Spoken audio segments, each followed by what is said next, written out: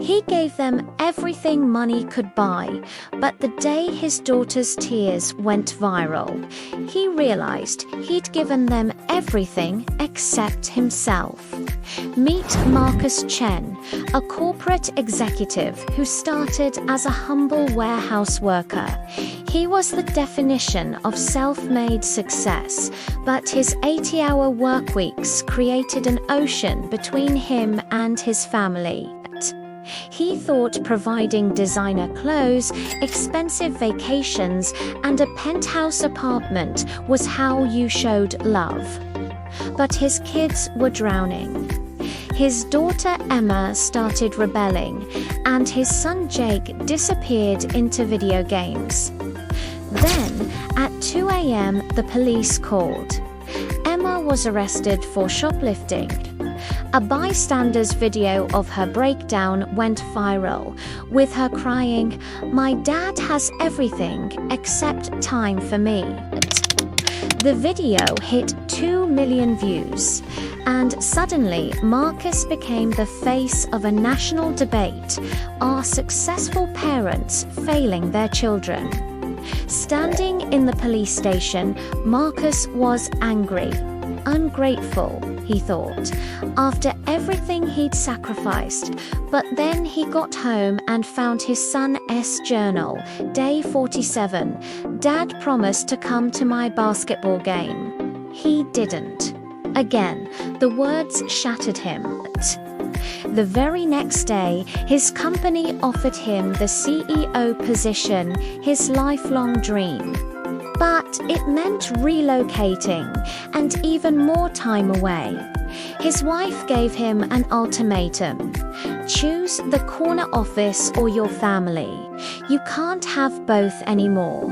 Haunted by the memory of his own absent father, Marcus remembered an old Indonesian proverb his grandmother used to say, "Anak pola bapa keprada." The child's behavior reflects the parent's actions. He finally understood. Emma wasn't rebelling.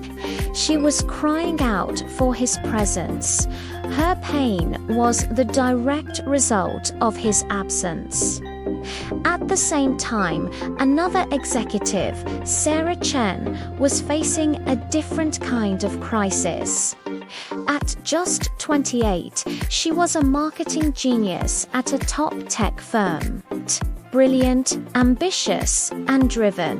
She had it all: the luxury apartment, the European car, the 5-star business trips.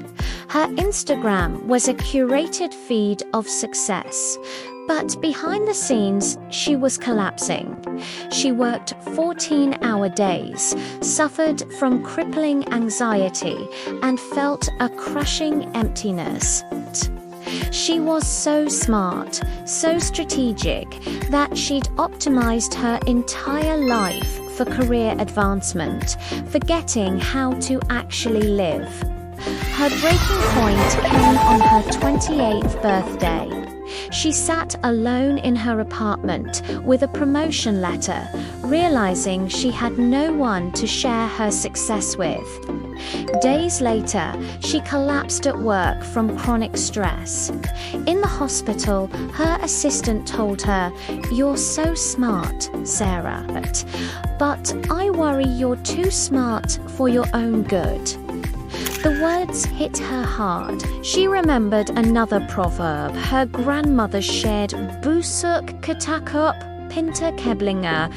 The rotten bends, the clever goes astray.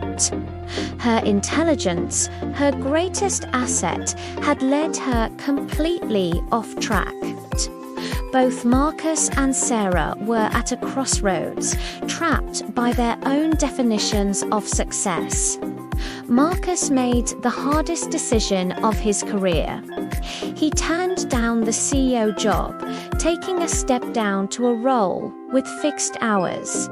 He started showing up, family dinners with no phones, attending Jake's games, driving Emma to school, and actually talking It wasn't easy, but slowly he rebuilt the bridges he had burned. Sarah took a 3-month sabbatical, something her smart mind told her was career suicide.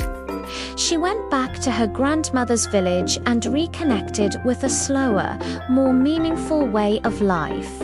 She realized her intelligence wasn't the problem. It was how she was using it. She returned to work with a new perspective, prioritizing her well-being and genuine connections over promotions. Their stories teach us 2 powerful lessons. For Marcus, success without significance is just sophisticated failure. Your children don't need a perfect provider. They need a present parent. And for Sarah, intelligence without wisdom is a curse. Don't let being clever lead you astray from what makes life worth living. 1 year later, Marcus's daughter wrote him a letter. "You were always my hero for what you achieved. Now you're my hero for what you chose to sacrifice." The question for all of us is, what will your legacy be? Will it be the money in your bank account or the moments you were truly there? Choose presence. Choose now. Thanks for watching, and subscribe for more stories on finding true success